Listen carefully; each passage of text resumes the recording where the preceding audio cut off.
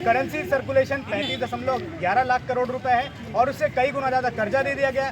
सरकारी बैंकों ने इससे कई गुना ज़्यादा कर्जा दिया, प्राइवेट बैंकों ने इससे कई गुना ज़्यादा कर्जा दिया, एनबीएफसी ने कर्जा दिया, लोन एप्लीकेशन ने कर्जा दिया। ये कर्जा केवल और केवल संख्या के रूप में दे रहे हैं। ये सभी लोग आपको गरीब मजदूर किसान ऐसे लोग मिलेंगे जिनको पढ़ने लिखने का कोई नॉलेज नहीं रहता। मैं आपको एक जानकारी देता हूँ, आरबीआई ने नोट छापा है, जितने करेंसी इन सर्कुलेशन है वो 35.11 लाख करोड़ रुपए है और कर्जा इससे कई गुना ज़्यादा का दे दिया गया है। इसका मतलब ऐसे समझिए, यदि मेरे को अधिकार है नोट छापने का, मैंने 100 रुपये छापा और मैंने कर्जे के रूप में 200 रुपये बांट दिया है और 200 रुपये बांटने के बाद मैं 300 रुपये की वसूली कर रहा हूँ कि मेरे को ब्याज सहित पैसा दिया जाए, जबकि मैंने छापा केवल 100 रुपये है। तो जो 200 रुपये का गैप है उसमें हुआ क्या? उसमें आदमी का फैक्ट्री नीलाम होगा, जमीन जाएगी, आदमी आत्महत्या करेगा, यही सब कंडीशन हो रहा है। आरबीआई केवल नोट छापी या सिक्के जितने भी है, करेंसी सर्कुलेशन 35.11 लाख करोड़ रुपए है और उससे कई गुना ज़्यादा कर्जा दे दिया गया।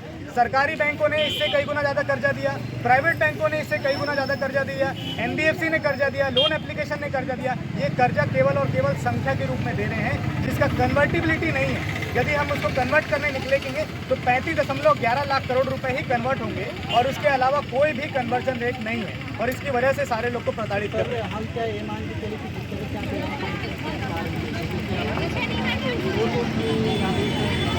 कि कोर्ट में भी इनकी लड़ाई लड़ी जाएगी। सबसे पहले बैंक और एनबीएफसी को सबसे पहले लिखित में दिया जा रहा है कि भाई आपने जो कर्जा दिया है वो कर्जा कहाँ से दिया है। आपके पास कुछ तो रिपोर्ट होगा ना, जैसे मान लो कोई साहूकार है, यदि वो अपने जेब से पैसा दे रहा है तो 1 लाख रुपए है उसके पास, तब वो 50,000 रुपये दे रहा है, वो ट्रांजैक्शन में दिखेगा। लेकिन बैंक ऐसा क्या करती है जिससे कोई ट्रांजैक्शन किसी एक भी नागरिक को नहीं पता। किसी बैंक के एजेंट को पूछो कि भैया कर्जा कहाँ से दिए हो ये बताओ, तो बोलता है मैं नौकरी कर रहा हूँ। ब्रांच मैनेजर से पूछो तो बोलता है मैं तो अपना काम कर रहा हूँ। किसी बड़े अधिकारी से पूछो तो वो भी बोलता है मैं तो केवल नौकरी करने पे बैठा हूँ। और किसी के पास कोई जानकारी नहीं कि जितने बैंक के पास पैसा है वो आ कहाँ से रहा है, कहाँ से आ रहा है कि वो लोग पैसा दे रहे हैं, या तो फिर केवल और केवल वो लोग संख्या दे रहे हैं। संख्या देने की कला केवल बैंकों के पास है, एनबीएफसी के पास है, डिजिटल लैंडिंग प्लेटफॉर्म के पास है। संख्या बनाने की कला भारत के किसी भी नागरिक के पास नहीं है। इसका मतलब ये देश में सबसे बड़ा फ्रॉड कर रहे हैं आरबीआई और बैंकिंग से जुड़ी जितनी भी संस्थाएं, सब लोग मिलकर।